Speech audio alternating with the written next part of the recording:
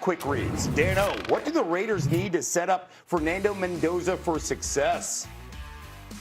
Yeah, I think they need a wide receiver that was similar to some of the players that he had at Indiana last year. Elijah Surratt, Charlie Becker, just the downfield, bigger-bodied, contested catch guys, competitive with the ball. That's one of the things Fernando did really well, was throw those one-on-one throws, whether the go routes, the back shoulders, to allow those guys to gauge that throw and to make a play on the football. I don't believe the Raiders necessarily have that guy right now, even though they signed Jalen Nailor from Minnesota as a free agent. But finding that receiver in those one-on-one situations to go get those opportunity throws, I think that's a good addition. All right, the transition, especially for a quarterback, we sometimes see many of these first-rounders just jumped in. But they signed Kirk Cousins. How long do you think Mendoza needs to sit with Kirk Cousins there? As long as possible, honestly. It depends a lot on how the season goes. But Dan's talking about receivers. You're a rookie quarterback in a system that you've never ran. We make a lot about the under the center thing, but he never did it in college, a handful of times at all. There is a big learning curve, and you don't have weapons outside of Brock Bowers to help you out. So you need him to sit and learn and start to develop and get comfortable with this system, because he didn't do it. He didn't do a ton of pure progressions in college. There was a lot of RPOs, a lot of point and shoots. He was outstanding, accurate, poised, but it's a big learning curve, and I want them to have as much patience as possible as they get everything set up around him so he can be successful long term. If he gets thrown into the fire week one, it's going to be rough. Their plan was always to find a veteran that they could start in case he wasn't ready right away. Going back to the combine, the Raiders were telling teams and potential veteran quarterback additions, we don't plan to start the guy right away. So their hope is that Kirk Cousins can give them whatever they need, and that Fernando Mendoza will face no pressure whatsoever in terms of timetable. The hope. Take the whole year if you need. How many times have we seen it? Exactly. It doesn't happen. How many times has it worked? One, right? The Chiefs started 5-0 in 2017 and stayed in first place with Alex Smith the whole time, so they were able to keep Patrick Mahomes on the bench. Otherwise, if you don't win right away, and you're the Raiders, like you're in a division where one team was the 1 seed, the other team made the playoffs, the other team went to the 3 previous Super Bowls. Like it's going to be pretty tough for the Raiders to get out of the gate hot, even if Kirk Cousins is playing well. So I think this is a long-term plan. Take Mendoza tonight. Let him have the time he needs to develop, build out the roster around him in the meantime. Mendoza will not be in Pittsburgh tonight when he hears his name called. He's going to be with his family. Ty Simpson's going to be in Pittsburgh with his family. So the next question is, we do these QB quick reads here. Ty Simpson and the status of the conversation about it. But it is no doubt he has the best tape of anybody, Fernando Mendoza included. I love the fact that he is an elite processor. And in my mind, elite physical traits are a dime a dozen. You can go find guys that can throw it 80 yards and can run 4.5 40s. You can't find guys that can process at an elite level. He was asked to do more pre-snap and post-snap, progression reads and controlling the protection than anybody. He's pro-ready between the ears, the right system and the right fit, and he's going to have a really long, successful career. Dano, it looked like Jordan ordered cube chicken for you with no salt, the way you were shaking your head. You agree? We're finally agreeing? Yeah. Brother, I got someone on my island. I have a friend on my island. Obviously, I've been on this for a while. I agree. I'll simply say it. If he's not a first-round pick tonight, then we are evaluating in the NFL the quarterback position wrong. We just are. I'll start with this. Number one, Alabama was a bad football team last year. And about a wide receiver group, a tight end group that was 130th in drops last year. This was not a very good football team.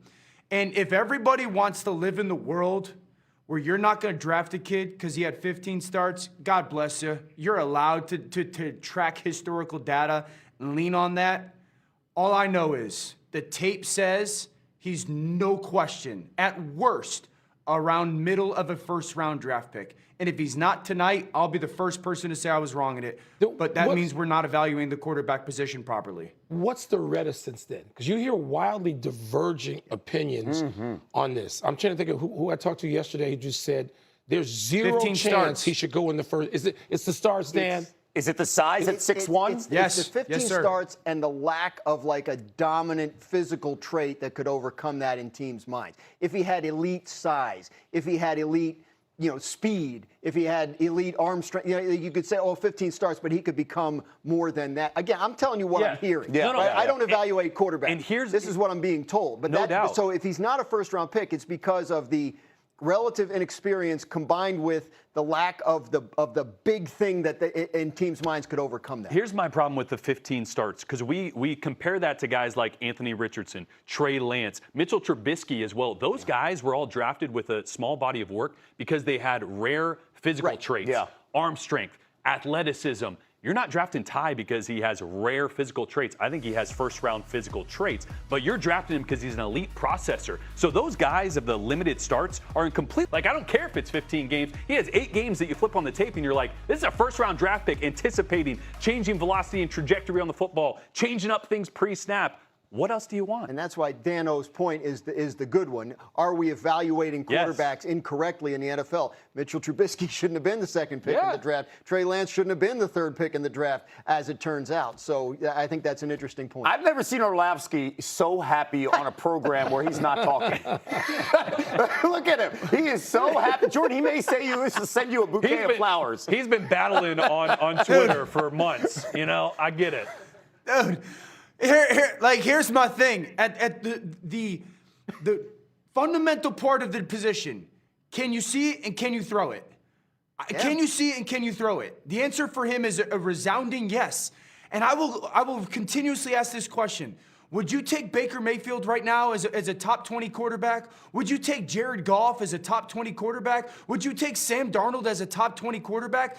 The answer is yes. None of those guys have this overwhelming physical trait. Would you take Brock Purdy as a top 20 quarterback? I'm not telling America this guy's the number 1 pick. No. What I'm telling you is his tape screams that as long as you are a competent organization with the right people around them, you're going to get top 20 quarterback play, top 15 quarterback play, which you win a lot of football games with.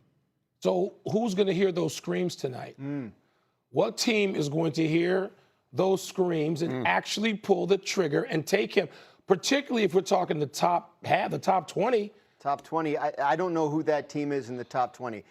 I do know that when he announced he was coming out for the draft this year, it surprised a lot of people. But the chatter around the league was that the Los Angeles Rams had their eye on him. Now, this is back when the Rams still had the 29th pick, which they've since traded to the Chiefs. So the Rams picking at 13, I don't think they're going to take him there. Maybe do they trade back and maybe take him? They don't have a lot of immediate needs on that roster. Yeah, and when we talk about the number 20. The Steelers are on the clock at 21. Keep that in mind. And Mike McCarthy has had no problem drafting a quarterback and having him sit, going with somebody else in the meantime. NFL Draft from Pittsburgh begins tonight at 8 Eastern. Greeny, Mel Kiper Jr., Lewis, Booger, and Shefty will have every pick once again on ESPN. Also available on the NFL Network, as always, ABC's coverage focusing on the prospect's journey to the draft. Coming up, a thunderstorm. SGA goes off on the Suns, and then Devin Booker goes off on the officials. You'll hear it, and we'll react to it straight ahead. Plus, draft day finally here. It's all about love. Where will Jeremiah go? Is it a mistake to take the star running back in the top 5? Our group will have a lot to say about it next.